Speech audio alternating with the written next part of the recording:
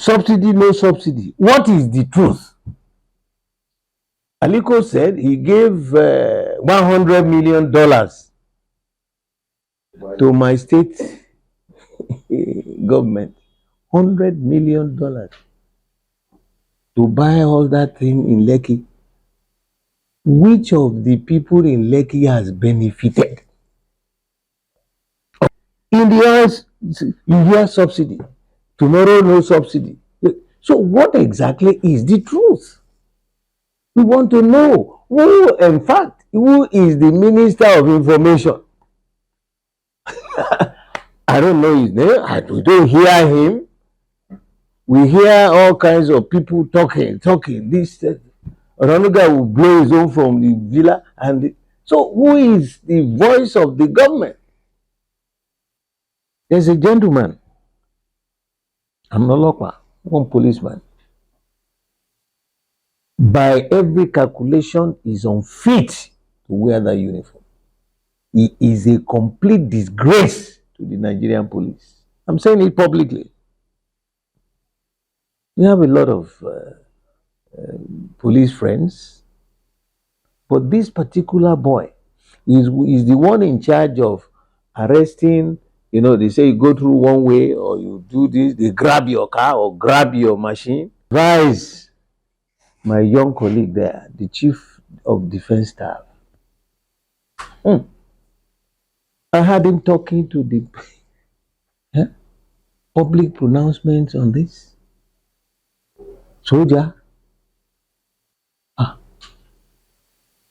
My advice to him, and as an experienced general myself, by law, let him read the Constitution. They have legal department. What are your do's and don'ts? Don't get involved with political issues. Warning people doing this. There are covert operations that are done. You are to defend the integrity and the people of this country if we have the external forces. Issue of this oil. What is behind it? We are rolling into some other quarters very soon, next month or so. Is it true that there was a time that only Wando was lifting all our crude? Is it true or not?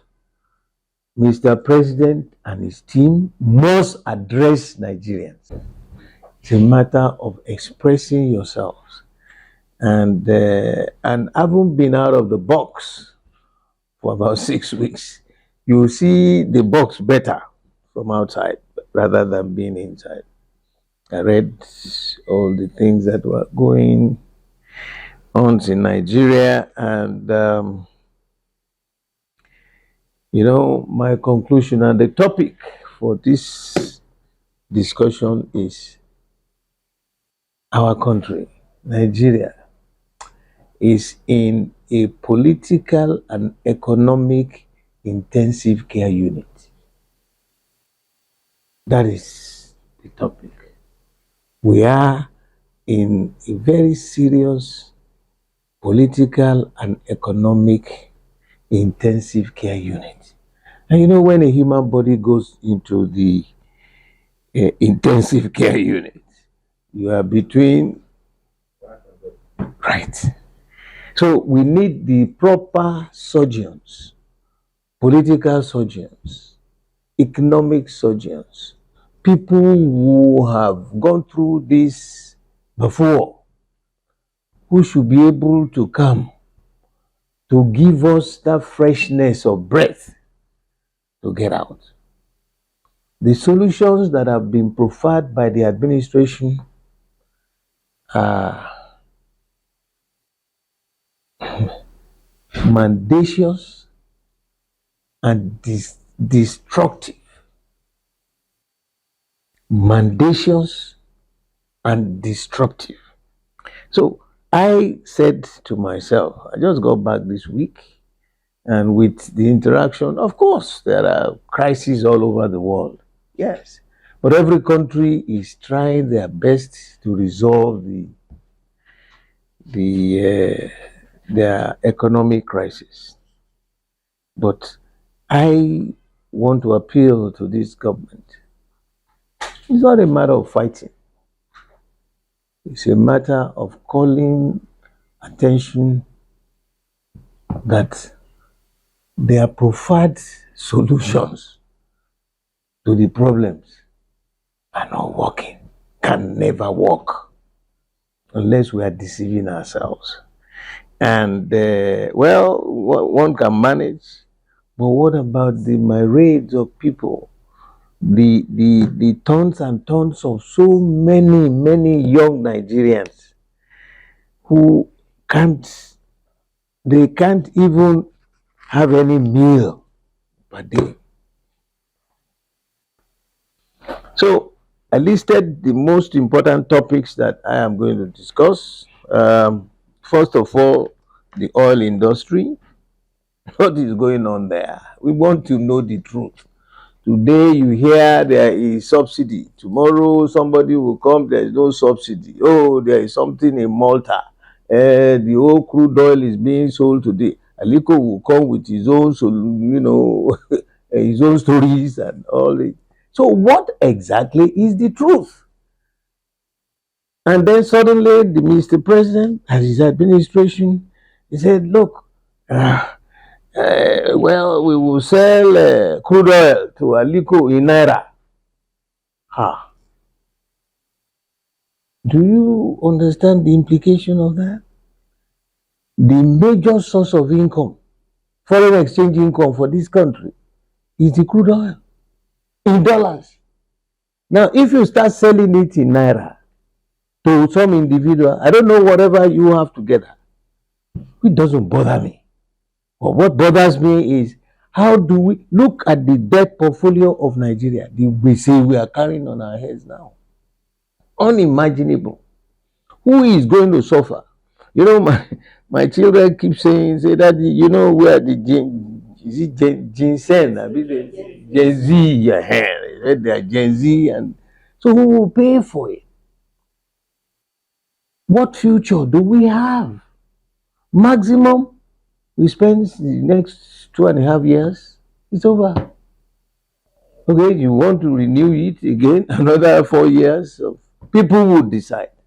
But I want to thank Nigerians, those who went out peacefully, because it's a constitutional right, especially in a democratic dispensation. How do they get the feedback of their policies? The impact is having on the people. It is normal for them to say, government, this what you are doing, we don't like. Is this, is that, and you are supposed to listen if you believe that they actually voted for you. You see the interconnections now. Now, the electoral people, Professor Mahmoud cannot extricate himself. The procedure was to ensure that the votes of Nigerians will put those people there. You remember there's no election in this country. Once they finish, it is the court of law. Look at the British. 2 weeks, the government changed. Went to an election, came back from the election. The Labour leader became the prime minister. The prime minister himself said, the conservative prime minister said he accepted, and that he was sorry that they did not deliver to the people. He was asking for permission. I mean, for them to forgive the Conservative Party. And they've settled down. So why can't we do that here? What is the problem? So in the US, you hear subsidy. Tomorrow, no subsidy. So what exactly is the truth? We want to know who, in fact, who is the Minister of Information? I don't know his name. We don't hear him. we hear all kinds of people talking. This another guy will blow his own from the villa, so who is the voice of the government? I don't know who he is because we haven't heard him. Compare him to former ministers of information. That's the gateway to communicate with the people. So if he had been doing his work well, maybe there would have been no protest. It's like the government just kept quiet or disappeared into some oblivion. So, subsidy, no subsidy. What is the truth?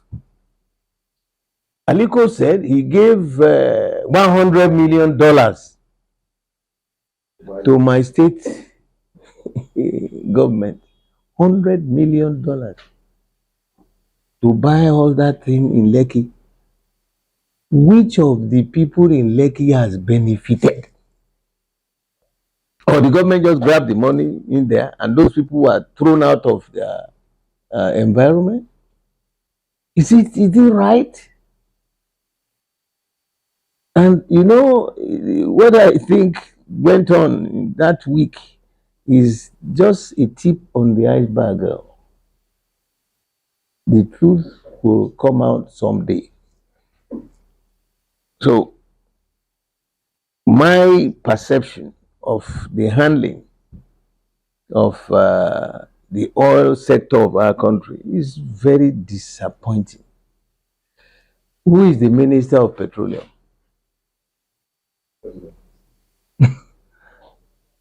Who is the chairman of NNPC? This man from Ondo State, what's his name? Jejeloye, chairman of the board. Now, Kyari made a statement yesterday, which is very burdensome. He said, at the right time, I will talk. Which right time?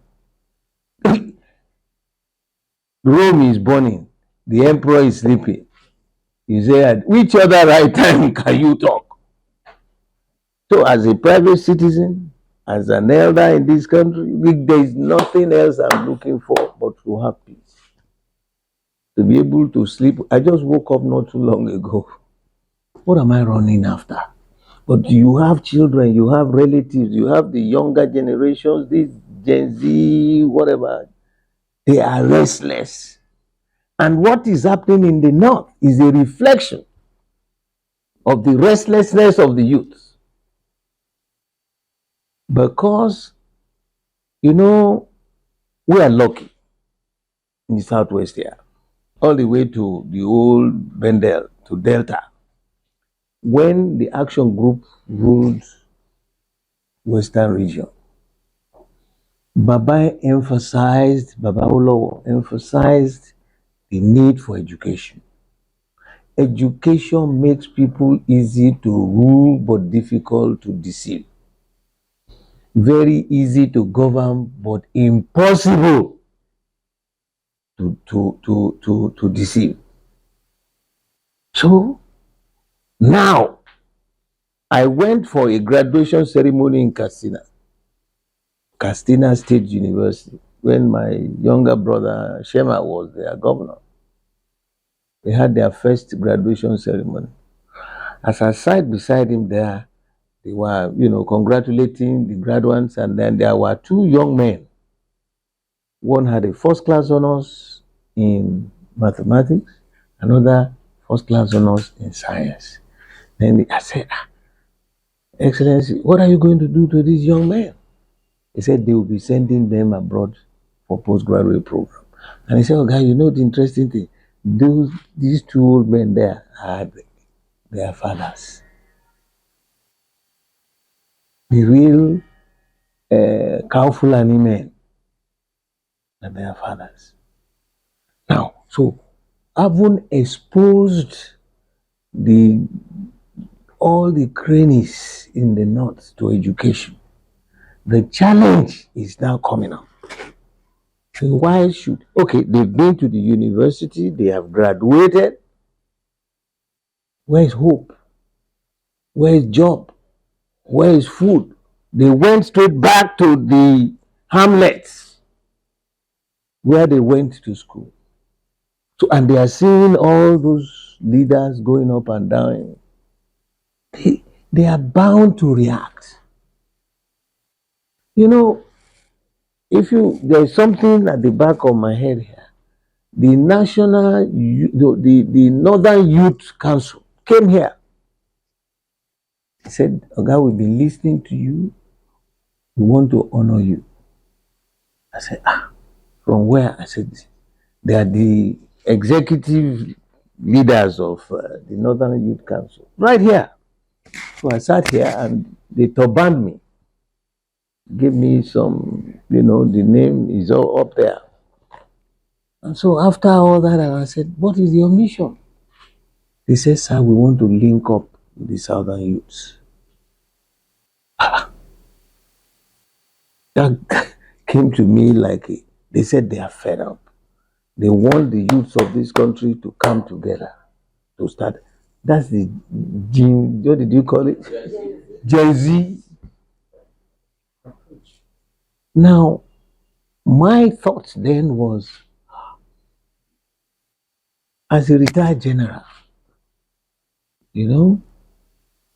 that wouldn't be my approach, linking you this. Politically, yes, you can do that, join our party or this, because it could be misconstrued. Because Buhari was there. He said, yes, we know George is a troublesome man. He wants to make coup. He's recruiting people. They came for, and I said, okay, why don't you let me think about it? Stay overnight in the hotel. They said, no, sir. We came by night bus from Kaduna, and we are going tonight. Night bus back to Kaduna. So it is not just that. Yeah, they had, even I attempted to say, okay, get some little stipends for you to say, no, sir, we don't need it. You see the commitment, the zeal in them, and the anger is what they are exhibiting now. Some people are behind them. Again, on this issue of these protesters, I want to advise my young colleague there, the Chief of Defense Staff. I had him talking to the public pronouncements on this. Soldier. My advice to him, and as an experienced general myself, by law, let him read the Constitution. They have legal departments. What are your do's and don'ts? Don't get involved with political issues. Warning people doing this. There are covert operations that are done.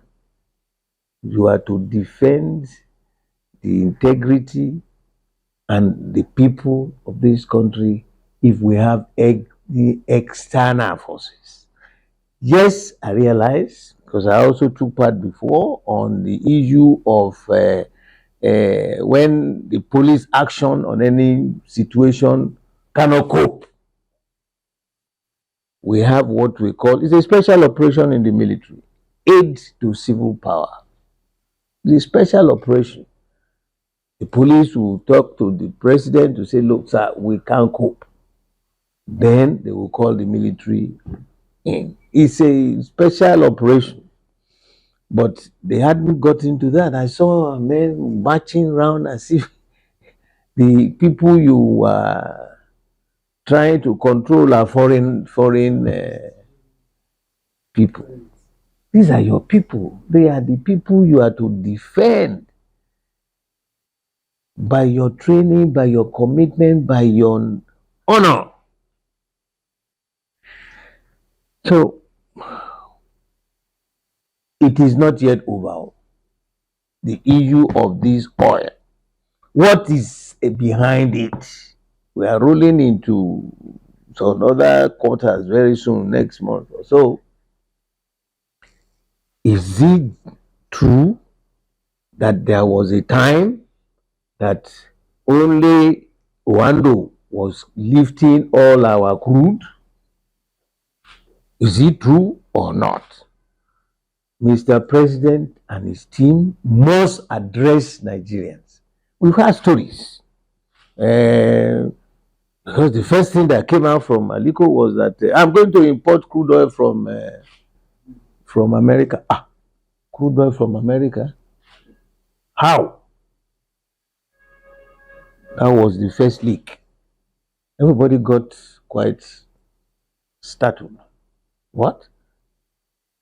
Okay, then gradually. So the issue of Malta also came up. What the hell is going on in Malta? Do you know Awando or whether the young man had been creeping all the crude oil? And I said, wait a minute. Man of fools. If I cannot tell my genuine brother the truth, then he's not my brother. What is happening in the oil industry? We want to know.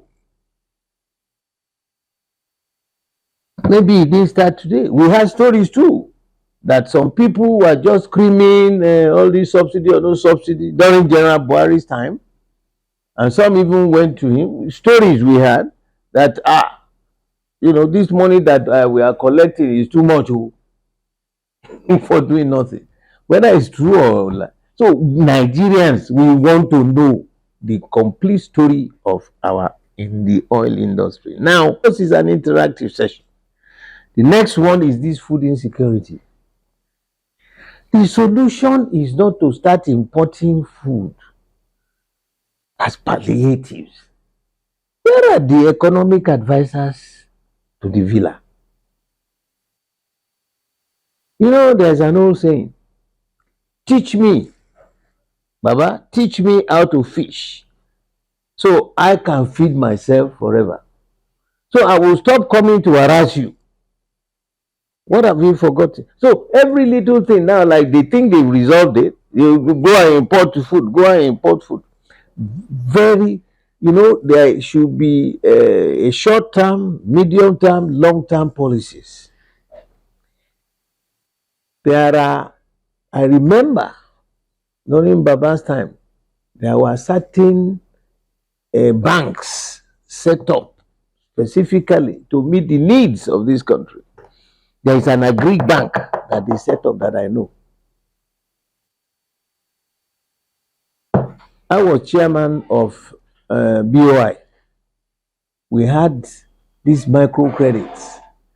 Government can intentionally, all this money they are using to import useless, expired palliatives, they should give loans at almost 0% interest to the farmers of this country. And there are millions of people who are farmers. I know Lagosians don't farm. What we know best to do is buying and selling or land. That's our own trade. But once you go from Epe to Ijebu to this, all the way to the north, there are farmers. It can be coordinated very efficiently so that you can give them almost zero interest loan to go back to the field. Subsidize fertilizers for them. That is the real palliative. All these one shot. And when they go and buy the items, the palliatives, the people show us on the TV, say, look at this rubbish. Look at all the rice they are giving us. Dirty and rubbish. So, again, the approach, the suggested solution cannot work. It's not working. It makes our country look like as if we are in the Stone Age. Now, The next one is the economic stagnation. Um, the rate of inflation is rising by the hour. So, which means interest rates cannot fall. And that's why you see a lot of our people, well, they say, we are here, our bank, whatever you want to do, you want to send me to jail for borrowing money because you can't get any money in the banks. I am suggesting get all those managing directors, former managing directors of banks, current directors of banks for a closed door meeting. All the dollars allocated to them in the past, what did they do with the money? They didn't talk.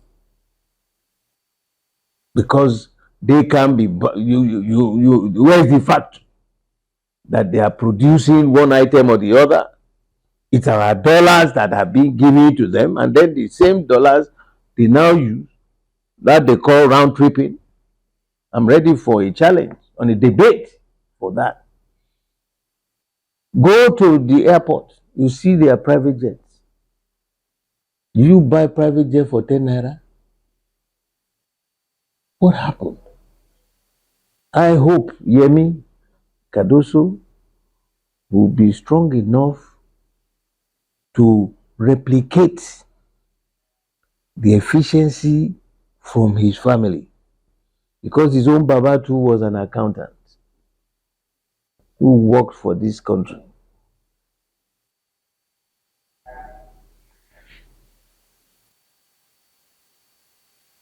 So don't let us close that chapter.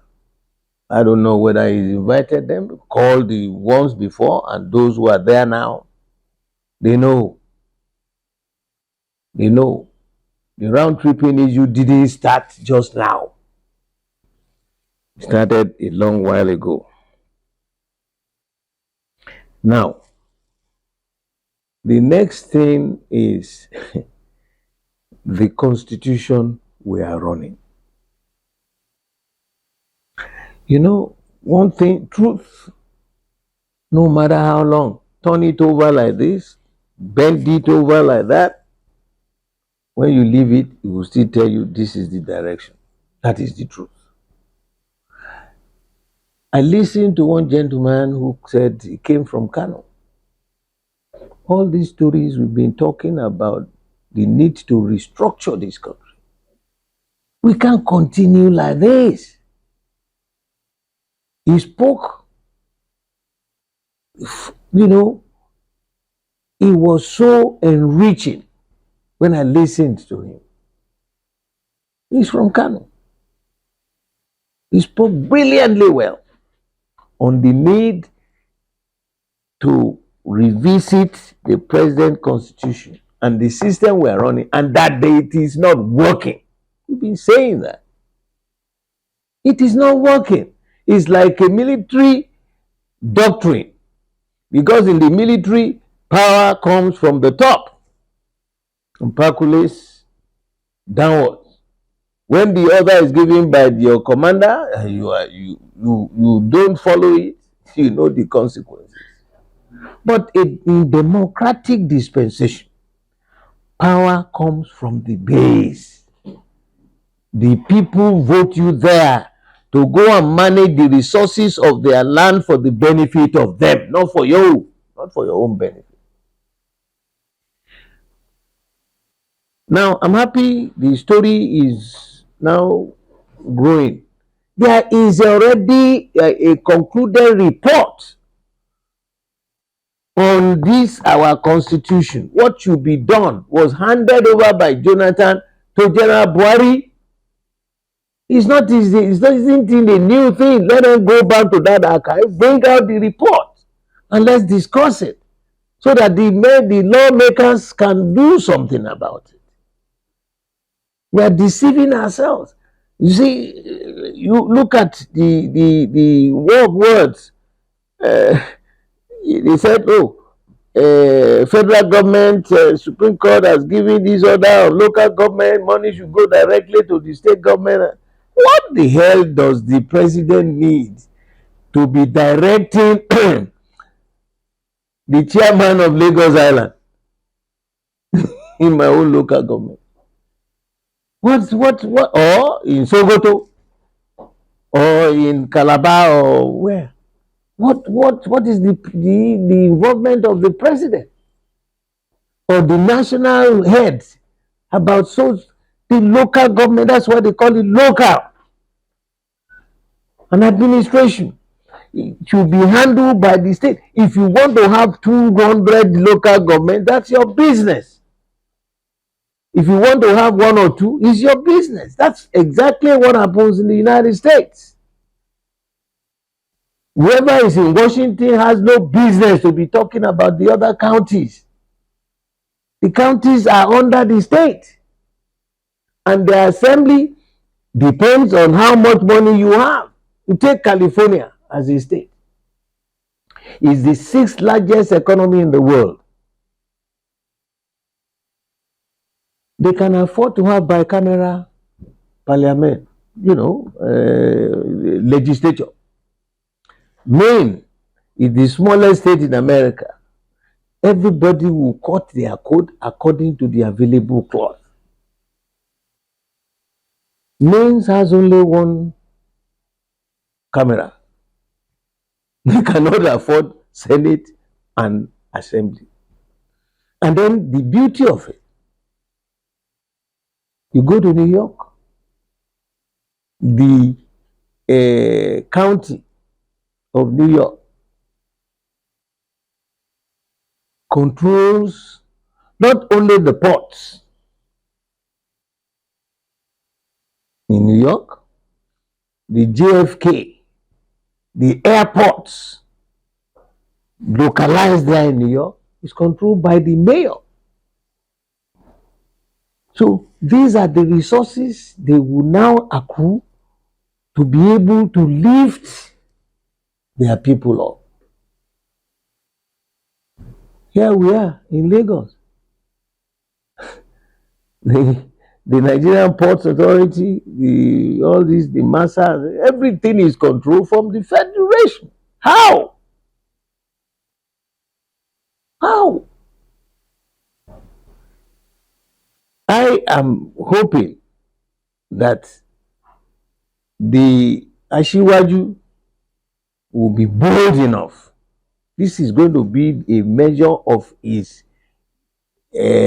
decisive measure of his commitment to this country. Go and restructure.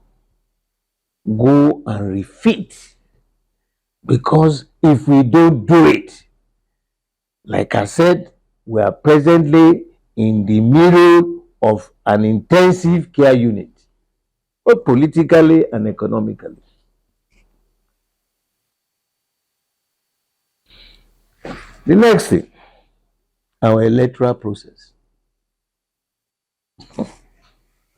Okay.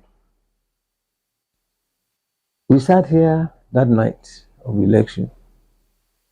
All of a sudden, professor who had told us that they had done a trial run, the whole system was solid and it was working and we are ready. I threw a party here that Nigeria, for the first time since I was born, is taking a turn to civility.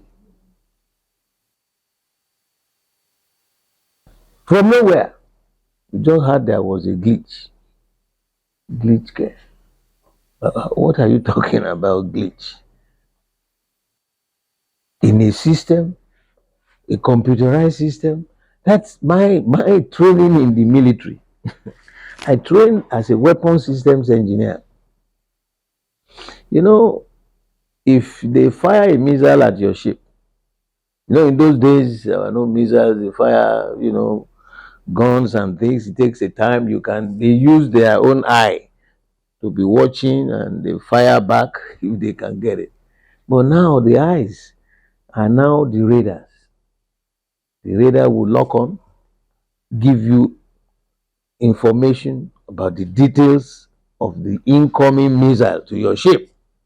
In microseconds, the results, this time of arrival, I mean the speed at which it's flying, and the weather situation, and how what time it will hit you if you don't respond. The calculations are quickly made by the computers, robust computers. We don't have glitches. If you have a glitch at that time, what is going to happen to you? You are dead like meat. you know. So when he said there will be a glitch, I said, what kind of system are they running? Is there any computer system like that that will not have an alternative channel if one channel blocks? Until amazing, that big company said no, there was no glitch in their system. What we have is like you switched off the system because we were watching you online. I haven't been following all these elections. Elections are coming now in Edo and Ondo. I hope we won't have glitches because it can only happen in Nigeria. Go to Rwanda. They were in war recently. But by Jove, that nation has arrived. Look at Kenya. The Americans called the man for a special handshake. You think, when you look at those small countries compared to Nigeria, the largest, the biggest, the richest, when they were all in crisis, this country was funding them and helping them. Who helped the ECOWAS? We did. Who funded the all the crises in Liberia? I was in the system at that time. In Liberia and then in Sierra Leone and all that. We did. So what has happened to the giant of Africa? For God's sake, let these people do something. This nation is not supposed to be at this level anymore. The Malaysians came here. They took our palm kernel. Now that's the largest producer of palm oil now in the world.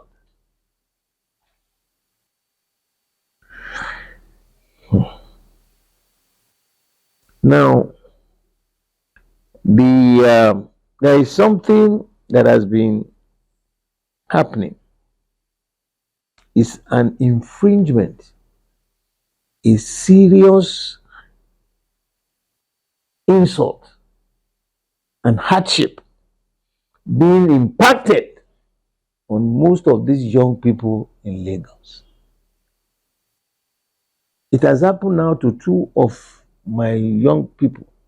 That's why I want to say it publicly now. There's a gentleman, I'm not Lokwa, one policeman. By every calculation, is unfit to wear that uniform. He is a complete disgrace to the Nigerian police. I'm saying it publicly. We have a lot of police friends, but this particular boy is the one in charge of arresting. You know, they say you go through one way or you do this, they grab your car or grab your machine, and then they will tell you they are going to auction it or they are going to crush it. Now, one of the boys who worked with me before was an inspector. He lived in Ikurudu, was coming to work, because he's riding the machine was during rainy season. So he was wearing only the top uniform. He didn't wear so that his trousers would not be wet. So they stopped him. They grabbed his, he's an inspector by rank. Grabbed the machine from him and he explained himself, showed his ID card. This boy, his name is Shola Jejeloye. Jejeloye. He is not a Jejeloye. He's a first class discreditable person to the uniform he's wearing. What did he do? He grabbed the machine. You saw that he's an officer, like you, an inspector. Then you took the machine to their office. By the time we were now trying to, call who is in charge, who is this and that, they said they sent it to be crushed. That's police to police. I had to, thank God the exchange rate wasn't this bad that time. I bought him another machine because he had to go to work. He had been with me for a long time. So I bought him a new machine. If I want to buy a new machine now, it's about 1 point something million naira. Yeah. Then, recently, about 2 weeks ago, there was this young man. His name is Okoli Godswick Chukwurka. Brilliant young man. In fact, my stepson and him won the award, the Mandela Award, for inventive technology. He is an expert in renewable energy. This young man, he's early 30s. So after they got that award, they could have stayed back in America, like the Japa, but they said no. The two of them, my stepson too and him, won that award. That one has a doctorate degree in renewable energy. So with the two of them, they partnered, and I was so proud. I'm still so proud of them. One night he was heading home. That was the time they blocked certain areas on the IBB bridge. So some police now were telling him, pass through here, go through there in the night. While some other policemen were waiting. The place they said they should was a one way.